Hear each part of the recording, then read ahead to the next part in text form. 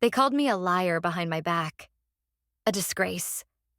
My own sister hired strangers to follow me, to dig through my life like trash.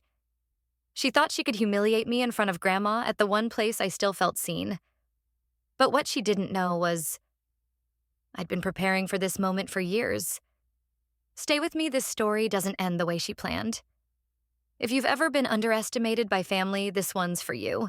Don't forget to subscribe to Reddit Family Tales, hit the like button, and share your story in the comments below. Let's begin. I hadn't planned on going to Grandma Edna's birthday party. Not because I didn't care. God knows she was the only person who ever looked me in the eyes and saw something worth keeping. But I could already picture the guest list, every name etched in guilt, greed, or sheer indifference. Still, when the invitation came, handwritten with shaky strokes and a pressed violet inside, I folded. I packed my bag, left the quiet cabin I'd moved into last year, and headed back to the house where it all began. The Warren estate. Polished floors, colder hearts. Walking in, I could feel the chill long before the air conditioning hit. The kind that clings to your bones not from temperature but memory. Emily. My Aunt Cheryl blinked, then gave that tight-lipped smile people wear when they don't know how to greet a ghost. Well, look what the wind dragged in. I gave a polite nod. My shoes barely made a sound on the hardwood. Vanessa's laugh carried from the sunroom like glass being tapped. Shrill, controlled, meant to be noticed. She had always been like that, lighting up a room the moment I stepped out of it. She was everything the family liked, loud, successful, married to a man with a LinkedIn bio longer than the Gettysburg Address. And I was the quiet one. The one who left. They never asked why I left the bank. Not once. They just assumed. And when I didn't defend myself, they filled in the blanks with versions of me that made more sense to them than the truth ever could. But Grandma knew. Not everything, but enough. Enough to write me that letter. Enough to leave a seat for me at her right side for her birthday lunch, even if no one else clapped when I arrived. I walked past the gift table where Vanessa's gold-wrapped box with silver ribbons sat center stage like a trophy. A hush rippled through the air as I approached. My Uncle Jonah shifted uncomfortably. My cousin Sam suddenly found his phone more interesting than my face. "Look who's back," Vanessa said as I entered the room. She didn't stand up, just sipped from her mimosa like she'd been waiting for this cue. "Must be something important if you crawled out of that log cabin." I smiled softly. "Hello, Vanessa." The table stilled. Even the waitstaff paused, sensing the electricity no one could quite name. I sat down beside Grandma. Her hands, now thin and bird-like, reached for mine under the table. "I knew you'd come," she whispered. "You always show up when it matters." That nearly broke me. For a moment, the noise faded. The judgment melted, and I was just a little girl again, safe in the arms of the one person who never needed explanations to love me. But it didn't last. Later that afternoon, as the cake was wheeled out and the cameras clicked, Vanessa stood up and tapped her glass. "I think it's time," she said, voice smooth as silk stretched tight, "for the real present." And I knew before the envelope left her purse what she'd done. The private investigators. The surveillance. The photos. She was going to expose me in front of Grandma. In front of everyone. Vanessa always had a flair for timing.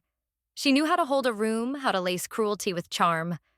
Growing up, she mastered it early, turning tears into applause, tantrums into sympathy. I learned to step aside to make space for her spotlight. At 5, she got the big bike with the pink ribbons. I got the secondhand helmet. At 10, she spilled grape juice on Mom's wedding dress and somehow walked away with a puppy. At 16, she crashed Dad's Lexus and they bought her another one. Me, I once forgot to refill the dishwasher and didn't hear the end of it for a month. It wasn't that I hated her. No, I envied how she moved through life untouched. I spent my days overthinking every breath and she just danced.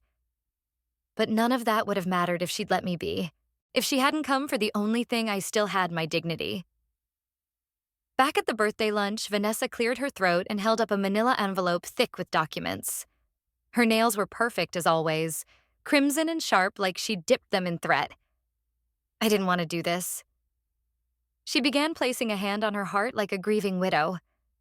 But I think we all deserve the truth. Uncle Jonah glanced at her, confused. Aunt Cheryl leaned forward. The cousins were already halfway through their popcorn, metaphorically speaking. Emily, she turned to me, her voice syrupy sweet. Do you remember February 14th? You were seen entering the offices of Myers and Croft, the same firm involved in Grandma's property dispute. I didn't respond. She smiled wider. And then again March 2nd, withdrawing $35,000 in cash. Very curious for someone who doesn't need the family's money, isn't it? A few gasps floated around the table. Someone muttered, "Wait, what?" My heart beat steady. Controlled. Because I had rehearsed this moment not in words but in will. I knew it would come. The only surprise was how far she was willing to fall just to pull me down. Vanessa laid the photos out one by one like playing cards, me with a man in a suit. My lawyer, me, outside a financial office. Me holding a thick envelope. They were glossy. Expensive. Professionally done. The thing is, she hadn't paid someone to uncover a scandal, she'd paid them to misunderstand one. Grandma looked at the photos without saying a word. She just stared at my hands folded neatly in my lap. Vanessa continued, her voice rising with righteousness. I know some of you think Emily's this quiet little saint, but secrets don't hide in silence, they fester there. More murmurs. My cousin Becca shifted her chair slightly away from me. That's enough, Vanessa, I said quietly, but no one heard me. She wasn't finished. She didn't come back for Grandma's birthday. She came back to protect herself. From what I don't know, but it's clear she's been plotting something. She turned to Grandma now, her voice turning brittle. You deserve to know who's really sitting next to you. That did it. The whole table turned toward me. I should have cried. Maybe once years ago I would have, but time has a way of sanding grief into something harder, something polished and sharp. So I looked back at all of them, every person who had let this happen, watched it play out with passive eyes, and I smiled. Not wide, not smug. Just enough to make Vanessa blink. Because I had my own cards. And they weren't made of paper. The silence after Vanessa's accusation wasn't peaceful. It was surgical. Cutting. Sterile. Watching.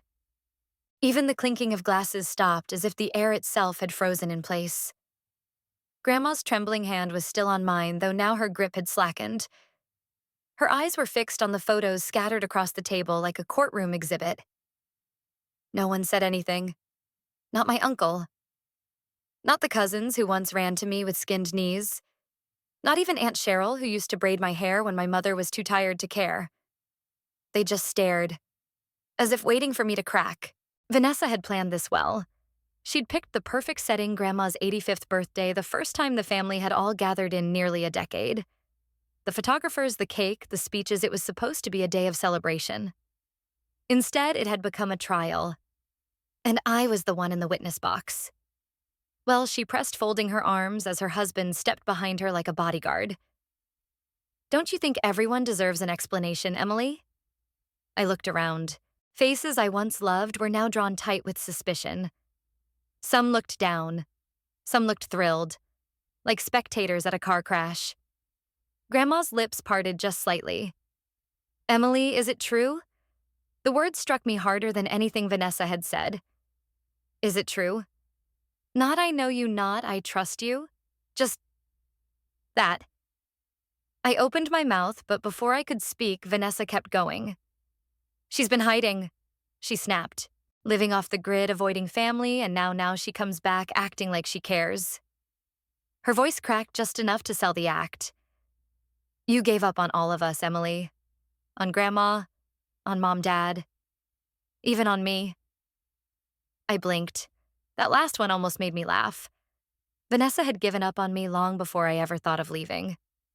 You want the truth, I said. Finally, my voice quiet but not soft. You want to air this out here in front of Grandma? She didn't flinch. Yes, I think we all do. There it was, the moment she'd been rehearsing for months. Her big stage. I looked down at the photos, her proof, and picked one up. The one where I stood outside the law office, phone in hand, wind catching the side of my coat. You paid someone to follow me, I said calmly. Vanessa didn't respond. She didn't need to. And you think with that I'm stealing from Grandma, that I'm hiding money? Her silence was confirmation enough. I turned to the room. I left because none of you ever saw me. Not really. You saw what you needed to see, a quiet girl, too serious, too distant. But never once. Did any of you ask why? My voice didn't shake. If anything, it rang clearer the longer I spoke. You built stories around my silence, called it arrogance or guilt. And maybe that made it easier for you to ignore the way Vanessa talked over me, or how Mom never once visited when I was in the hospital, or how Dad said I let everyone down when I resigned. Heads turned. A few looked uncomfortable. But you're right. I added, turning back to Vanessa. I have been meeting with lawyers. I have been signing documents. She perked up like a cat catching a mouse mid-step. I leaned forward just enough so only she and Grandma could hear, but not for me. And in that moment, just a flicker, I saw it. Doubt. Her certainty cracked. Her pupils narrowed. Her lips curled back, unsure whether to smile or brace for impact. I didn't come back to be part of this family, I said aloud, because I was never in it, not really. I looked at Grandma one last time, her eyes glistening. I came back. For her. And then I reached into my coat pocket. Because if Vanessa wanted a scene, then let her have one. Just not the one she thought she directed. From the inside pocket of my coat, I pulled out a simple white envelope. No wax seal, no dramatic markings, just clean edges and the kind of quiet weight that carried consequences. This, I said, placing it gently on the table, is a legal declaration. Vanessa scoffed, but I didn't even look at her. My eyes were on Grandma. Only her. I didn't come back to take anything, I continued. But I did come back to return something. That was never meant to be stolen. I opened the flap, slid the document out with the care of someone handling something sacred. The paper was thick, the kind you could feel the fibers in. The room leaned in like one breath held collectively. This, I said, spreading the papers, is the original ownership deed to Grandma's lakeside property in Litchfield. The one that was transferred 2 years ago when she was recovering in the hospital. A hush. Even Vanessa stopped blinking. I turned toward the crowd, toward my family, blood or not. Most of you didn't know about it. Because someone made sure the change of title happened quietly under power of attorney when Grandma wasn't even coherent enough to sign her name. I let the words hang. Aunt Cheryl turned pale. Her husband shifted uncomfortably. Vanessa spoke up shrill. That's ridiculous. That transfer was done legally. Grandma approved it. She was sedated, Vanessa, I said evenly. The week after her stroke. I have the medical records. I pulled out another folder, lighter, thinner, but just as sharp. And I have the notary's statement. He admitted under oath that the signature he witnessed was pressured, that he wasn't comfortable with it, but someone paid him to keep quiet. Dead silence. My lawyer filed a reversal request 6 months ago. We've just been waiting on the final ruling. Vanessa laughed, forced, breathy. You're bluffing. You're trying to make me look, I interrupted her for the first time in my life. You made yourself look like this. And then calmly I turned to Grandma and unfolded a final letter. Her letter. The one she wrote when she first suspected something wasn't right. The one she addressed to me because I was the only one who listened without pretending to know better. I read aloud. Emily, if anything happens to me before I can make things right, I want you to protect what little I have left. Not because it's money, but because it's mine. I'm not ready to be erased just yet. Her words, not mine. Her pain laid bare. As I read, Grandma reached up and touched her throat. A single tear traced the edge of her cheek. Vanessa stood, frozen mouth parted but empty. The table shifted from judgment to shame, from suspicion to silence. And for the first time since I stepped into that house, no one looked at me like I didn't belong. They looked at her. Vanessa. The favorite. The loudest. The one who thought attention was the same as affection. I didn't speak again. I didn't have to. The paper said enough. Grandma closed her eyes as if to hold something in grief, maybe. Or relief. And across from her, my sister's hands trembled for the first time. She had tried to humiliate me in front of everyone. But all she did was set the stage for her own unraveling. I didn't raise my voice. I didn't throw the papers across the table, didn't point fingers or demand apologies. I just stood there, steady my spine, straight my breath, even as Vanessa's perfectly arranged narrative unraveled thread by thread before a room full of people who had long since stopped looking me in the eye. For a second, no one moved. Then Uncle Jonah cleared his throat, awkward and dry. Is that true? He asked, not looking at Vanessa, but at me like I'd become the keeper of truth by default. I didn't answer him, not because I was being cruel, but because it wasn't about them anymore. It never really was. I turned to Grandma. Her eyes, once dimmed by age and betrayal, now glistened with something else clarity. Her fingers found mine again under the table, but this time they didn't tremble. I tried to tell them, she whispered so quietly I thought I imagined it. No one listened. I gave her hand the gentlest squeeze. I did, I said. And that was enough. Vanessa was still frozen lips pressed together so tightly they looked colorless. For once, she didn't have a comeback. Her weapon had backfired too publicly to deny. Her audience, our family, was no longer clapping. Her husband took a subtle step back from her, like even he didn't want to be collateral. I turned toward them all, not to gloat, but because there was one last thing I needed to say. Not to clear my name, but to clear the silence. I didn't come here to take anything. I began slowly, evenly, and I didn't spend months in legal offices because I wanted revenge. I took a breath and the stillness around me deepened. I did it because Grandma asked me to. Because she's the only person who ever saw me, not for what I lacked or how quiet I was, but for who I really am. I looked at each of them now, one by one. All of you saw me leave, but none of you ever asked why. Not once. You just filled in the blanks with stories that made sense to you. A cousin looked down. Another rubbed his wrist nervously. I never stopped loving this family, I continued, but I stopped trusting it. That's a different kind of grief, one you carry alone. Even the servers had paused now, unsure if they should move, if clearing dishes might shatter something too fragile to be swept up. Vanessa's mascara had begun to smudge. I wasn't sure if it was sweat or tears, and I didn't care. This property, I said, lifting the document slightly, is no longer in dispute. It belongs legally and entirely to Grandma Edna, as it always should have. I slid the folder toward Grandma's side of the table. You don't owe anyone an explanation, I told her. Not anymore. She didn't speak, but her chin trembled. Her hand lifted to her mouth like she was holding back a sob or maybe a prayer. I stood up then, not dramatically, not with triumph, but with the calm of someone who had carried the weight and was finally ready to set it down. And as I turned to leave, I heard her whisper behind me. You didn't come back to fit in. You came back to set it right. I paused at the doorway, not to look back, but to let the quiet settle behind me. Let them sit in it. Let them feel what it was like to be on the other side of silence. I didn't slam the door behind me. Didn't storm out. I simply walked away through the same hallway where my childhood photos once hung past the dusty umbrella stand that had held more secrets than rain. Every step echoed like a chapter closing. Behind me, I could hear nothing but shifting chairs and the faint clink of glass. Not a single voice called after me. Not even hers. The party didn't resume after that. How could it? The carefully crafted timeline of Vanessa's drama had snapped in half and no one knew where to look now that the villain wasn't who they thought. I didn't drive straight home. Instead, I parked by the edge of Grandma's old lakeside property, her property now again. The sun was starting to lower, softening everything it touched. The dock creaked in the breeze and the same swing that used to hold my legs in the summer swayed just slightly, even though no one sat on it. I took my shoes off and walked barefoot onto the weathered wood.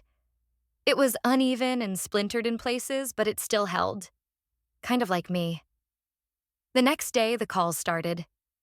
First, it was Aunt Cheryl mumbling half-hearted apologies through clenched teeth, her voice crackling with guilt more than regret. Then Jonah. Then Becca. Each one trying to explain how they didn't know what Vanessa was doing. How they never would have agreed if they had. But they had agreed. They had nodded along, stayed quiet, watched. Even now, none of them were sorry for what happened.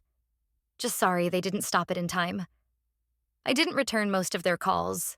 But when Grandma called, I answered on the first ring.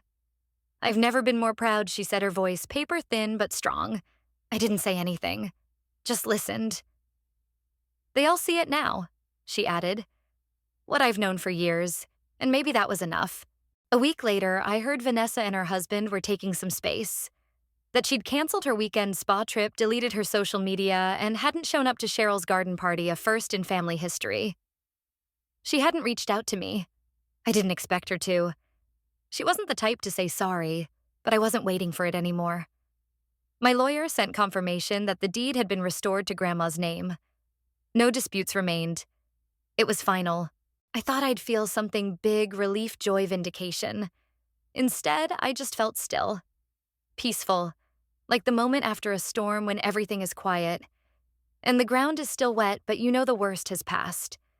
I didn't win by proving anyone wrong. I won because I never let their version of me become mine.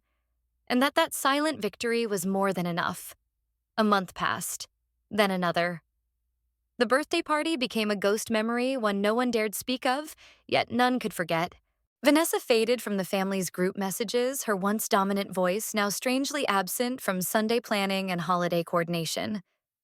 No one admitted it, but the silence she left behind felt like a reprieve. I didn't go back to the city. I stayed in my little house by the woods, a place that smelled of cedar and solitude, where the only thing louder than the wind was my own breath. Each morning, I walked barefoot across the cool floorboards, made tea in silence, read books with cracked spines. I was no longer hiding. I was choosing. One morning, an envelope came in the mail, no return address, no handwriting I recognized. Inside a photo. It was from the birthday party. Someone had snapped a picture of me and Grandma right before Vanessa stood up. She was holding my hand. We were both laughing at something the camera didn't catch. The moment before everything broke. Or maybe the moment it finally began to mend. There was no note inside, just the photo. I tucked it into my journal, pressed between pages of letters I'd written to no one for years. Pages I no longer needed to reread. Later that evening, I returned to the lake house. Grandma had asked if I'd come by for tea, no occasion. No speeches, just us. She was already waiting on the porch when I arrived. A plaid blanket draped over her knees, steam rising from a chipped blue cup. Her silver hair was pinned back simply like it always had been when she used to bake bread on Sundays. "I didn't think you'd come," she said softly. I smiled. "You never needed to think. Just ask." She handed me the second cup. Strong tea, no sugar. Just how I liked it.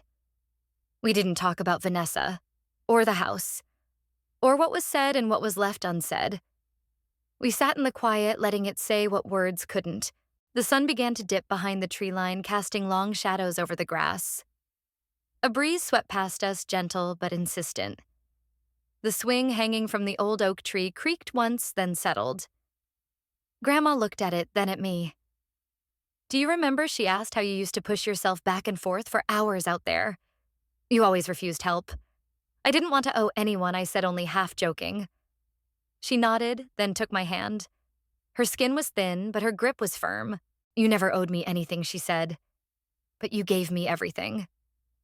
I blinked. My throat tightened. I didn't reply, just held her hand a little longer. As twilight deepened, we both leaned back in our chairs. There were no fireworks, no applause, no audience. Just two women, generations apart, finally sitting in the warmth of a truth too long buried. And when I left that night, I didn't look back to see if she watched me go. I didn't need to. I knew. The door closed behind me with a soft click, not the sound of leaving, but of something finally being at rest. And for the first time in years, I drove home without a single voice in my head. Just the hum of the road. And the feeling that I was no longer proving anything. I was simply living.